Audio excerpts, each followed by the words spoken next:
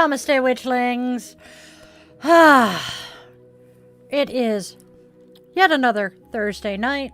It is podcast night with ditheyogawitch. I am ditheyogawitch, your favorite yoga witch, spreading kindness and love, living a magical life through yoga. I also happen to be the founder and owner of Yoga with Dailin, an online yoga studio. You can find out everything we do there at yogawithdylin.com.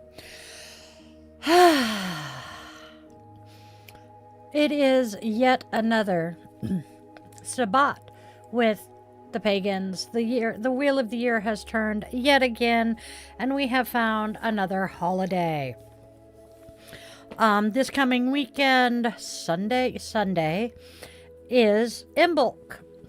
So, a time of hope, purification, and the stirring of new life, because it is the coming of spring. Today, we are diving deep into this amazing, beautiful Sabbat and exploring the ways to celebrate its magic. So let's start with, what is Imbolc? Okay. Imbolc, traditionally celebrated around the 1st or 2nd of February, marks the halfway point between the winter solstice and the spring equinox. It is a time when the days are slowly getting longer, and we can feel the first teeny tiny whispers of spring in the air. The name Imbolc comes from the Gaelic word Omulc, meaning in the belly, which refers to the pregnancy of ewes and the promise of new life. It is a time of burgeoning potential, a gentle awakening after the long winter's nap.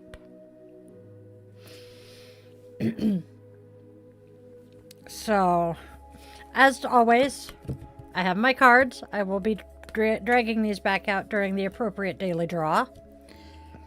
And card number 1 says, Imbolc, the darkest days are over. The earth is preparing to burst into life. And it says, February can be a cold, bleak month. Embrace it and enjoy the chance to rest, pause, and wonder. It is a good time to stay inside and bury yourself in weaving spells and making potions. But don't miss the first stirrings of life outdoors. Fresh shoots of nettle and wild garlic start to appear to remind you that this is the turning point.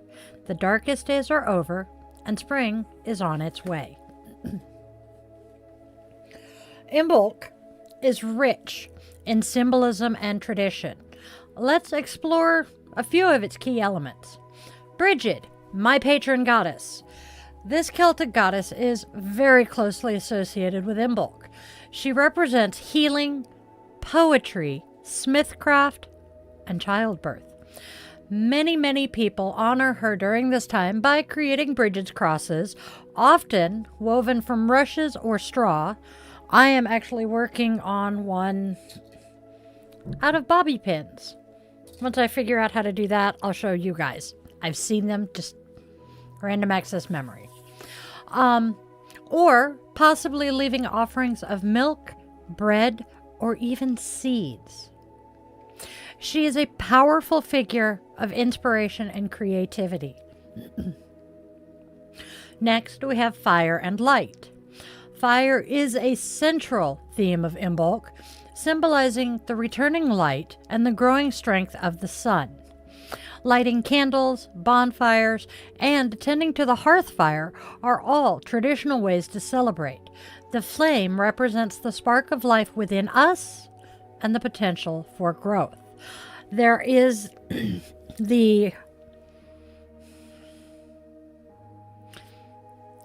never-ending flame, I think is what it's referred to, at Brigid's site, Brigid's Well in Ireland. I will be putting more information about that in the blog this afternoon. Then we have cleansing and purification. Imbolc is a time for spring cleaning, both physically and spiritually. This is a chance to clear out stagnant energy and make space for new beginnings.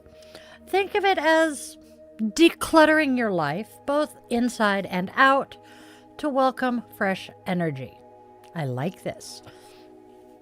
I've always wanted to do my spring cleaning around Ostara, but Imbolc makes more sense. Seeds and growth are another. Planting seeds, both literally and metaphorically, is another hugely important aspect to Imbolc.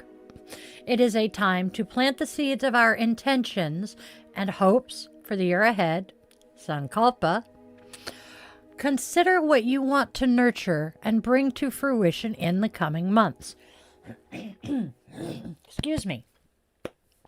Sankalpa is the Sanskrit word for basically planting an intention. What are some common ways to celebrate Imbolc? Well, we can celebrate Imbolc and connect with its energy by creating an altar, an Imbolc altar. Decorate your altar with candles, white flowers like snowdrops or early crocuses, symbols of Brigid, such as the Brigid's cross or the dolly, and representations of new beginnings, such as seeds, flower bulbs, or even a small potted plant. Then we have lighting candles. Remember how we said fire is one of the key elements to Imbolc? Light a candle. Light a white or a gold candle to symbolize the growing light and dedicate it to your hopes and dreams for the future. As you light it, visualize your intentions taking root and growing.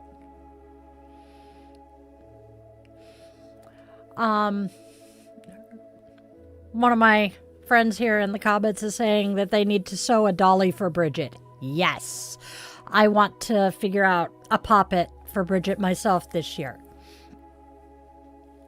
Now we come back to spring cleaning. This is going to be a theme today.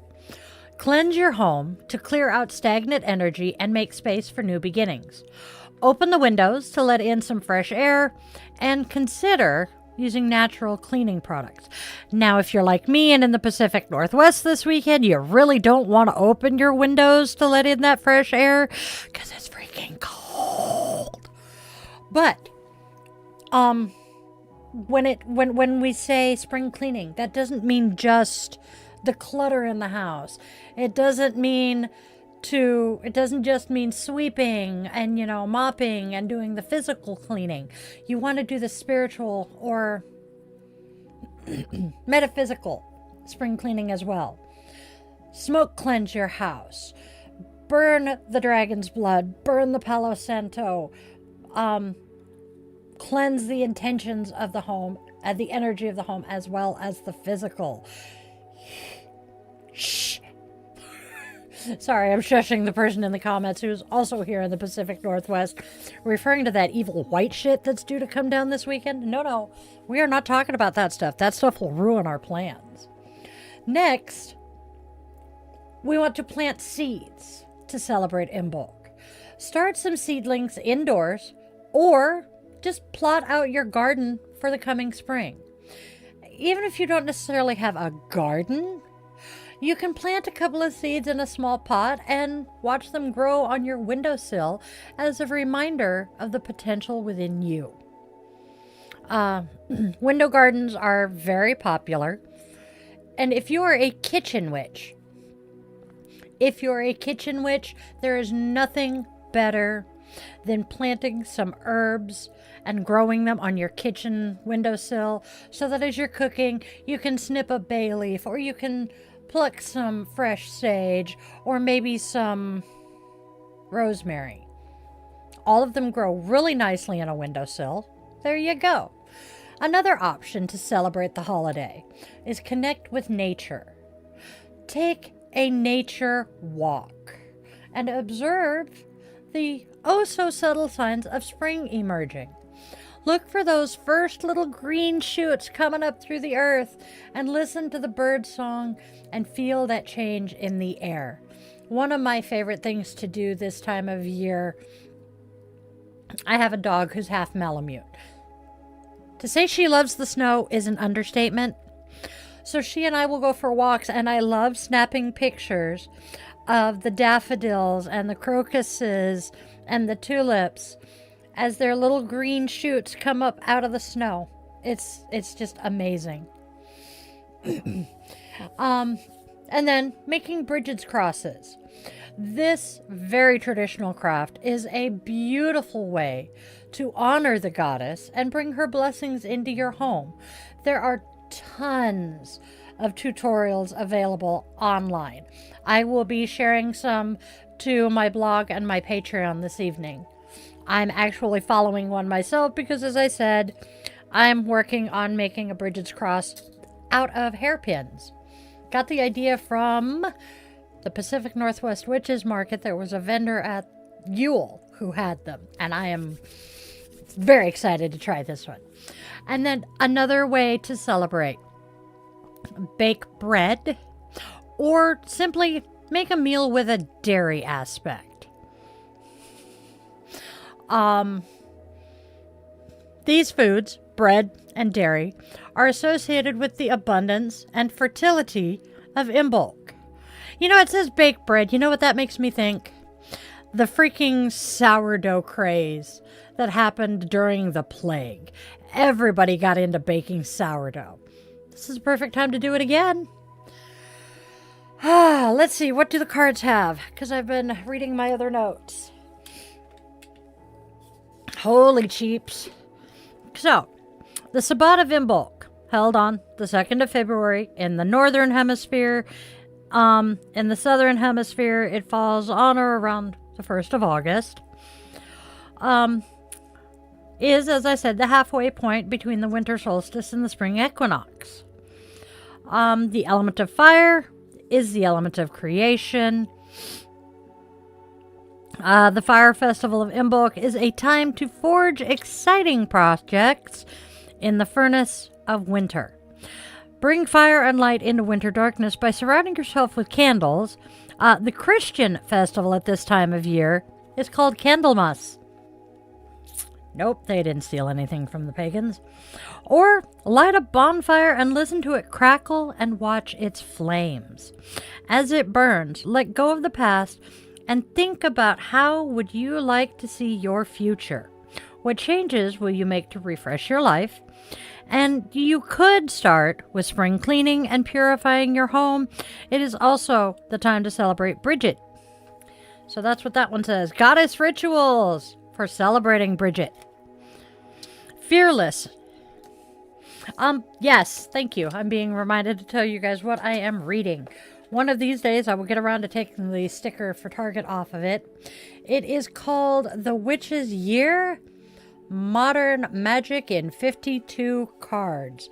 So essentially one card for each week of the year. There are 5 cards for each Sabbat, 4 to 5 cards for each Sabbat. And we have the card that describes the Sabbat. We have rituals, plants, crystals, and another specific ritual for Imbolc. Other times I have had spells, etc. I love this deck. So we have Fearless and Powerful. Bridget is an Irish Celtic goddess said to have been born at dawn's first light, wearing a crown of fire. The name Bridget means fiery arrow or bright one in Gaelic. Bridget is goddess of fire and blacksmithing, springs, fertility, poetry, home and hearth, childbirth, and crops and livestock. Purification and cleansing rituals are most effective on Imbolc, Bridget's Day, drawing on her powers to prepare for spring. So, this describes a ritual that involves a candle and a small offering, something natural. Oh, and it goes through the entire ritual. I will write this down on the blog. It's going to take way more energy to read than I have at the moment. So let's move on to some plants for Imbolc. Because as I said, connecting with nature is one very good way to celebrate. Every plant that makes an appearance is precious at this time of year. Alongside evergreen shrubs and herbs, the first signs of spring appear with the cheering arrival of snowdrops and hellebores. So, having a bundle of rowan twigs,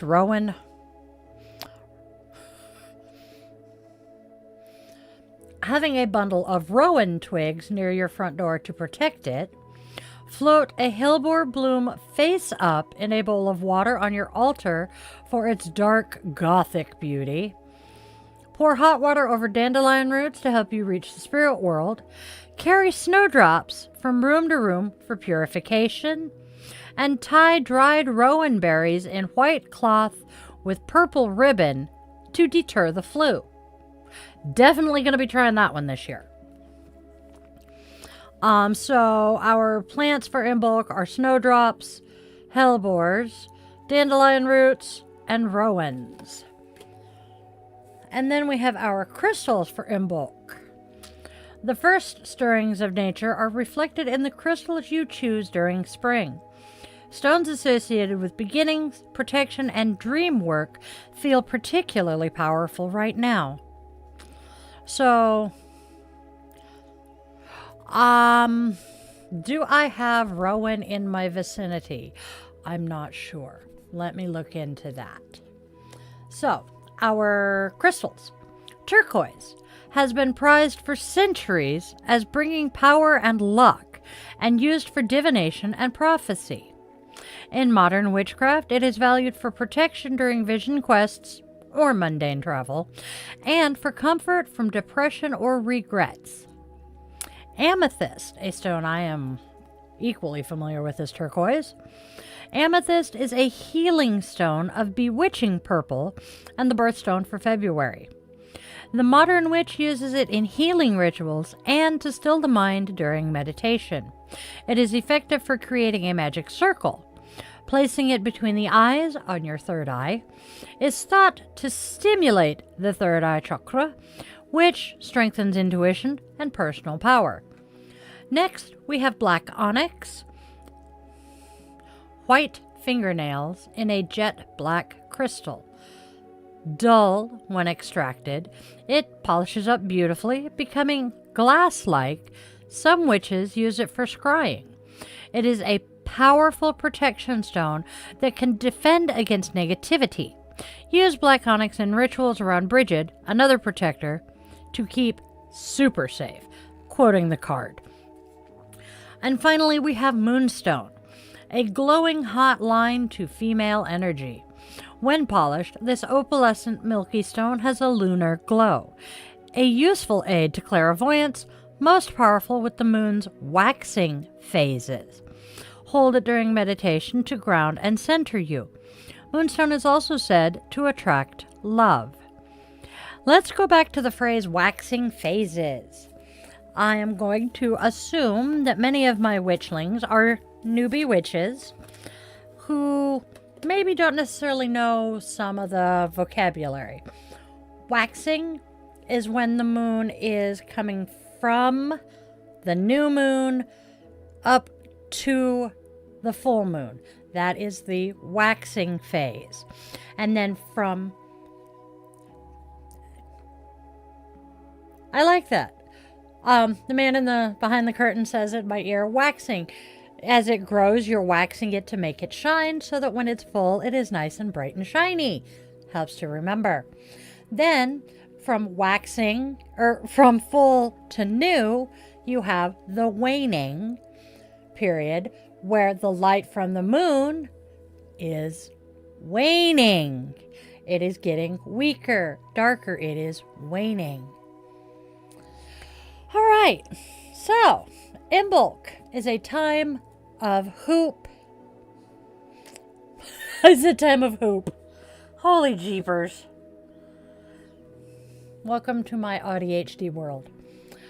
Imbolc is a time of hope and renewal. As the days grow longer and the earth begins to awaken, take this golden opportunity to connect with your own inner fire and set your intentions for the year ahead. How are you going to celebrate Imbolc this year? Share your traditions and rituals in my socials, in my comments. I absolutely love talking to you.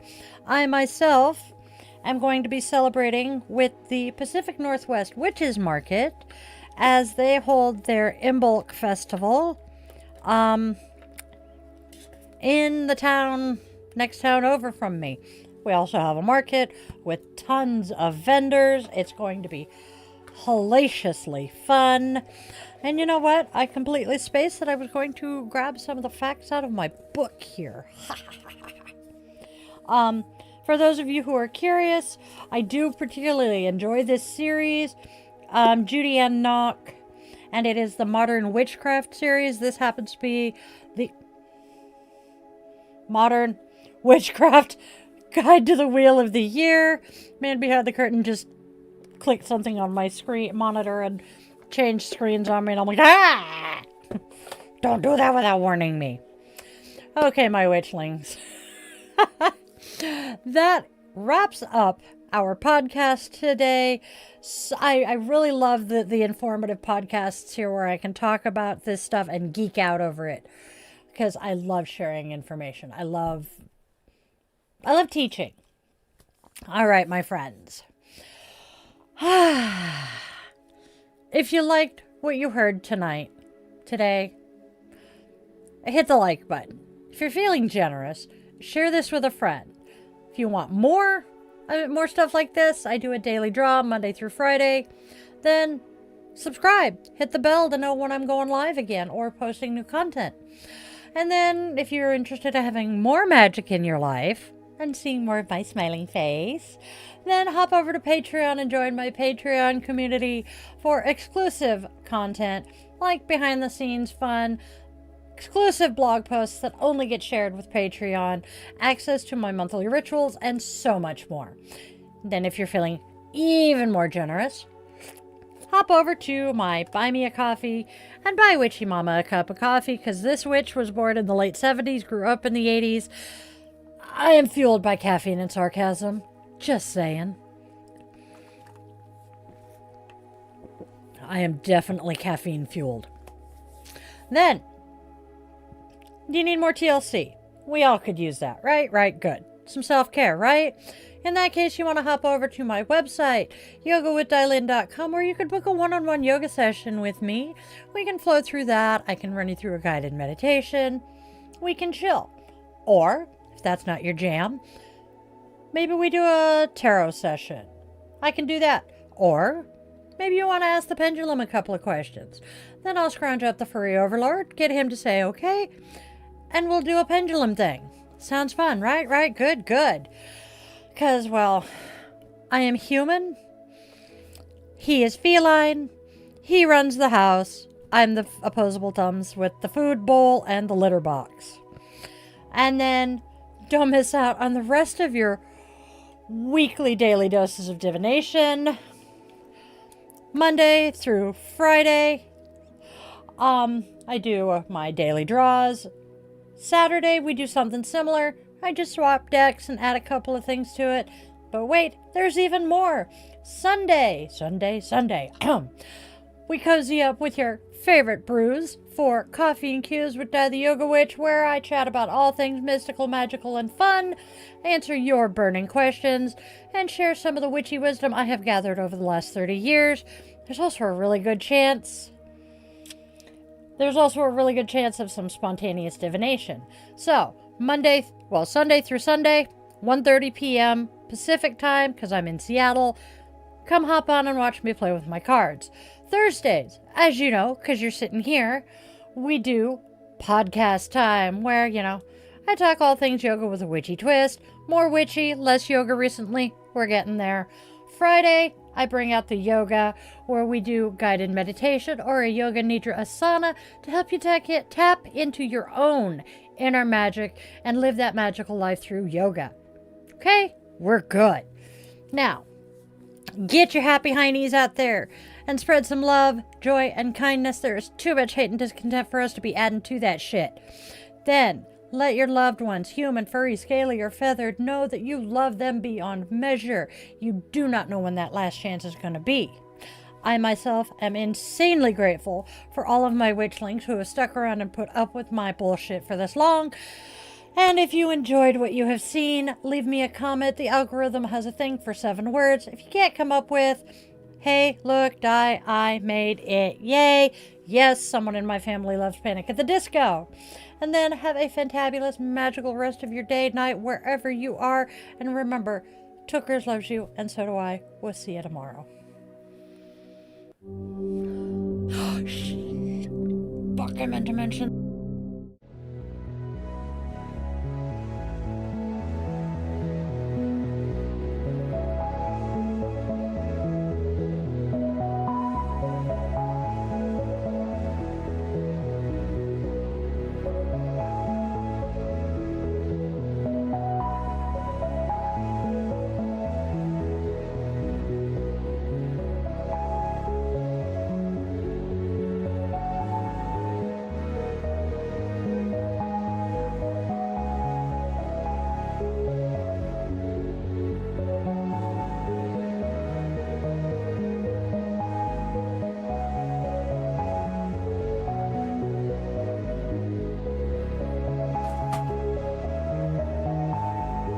I'm dying.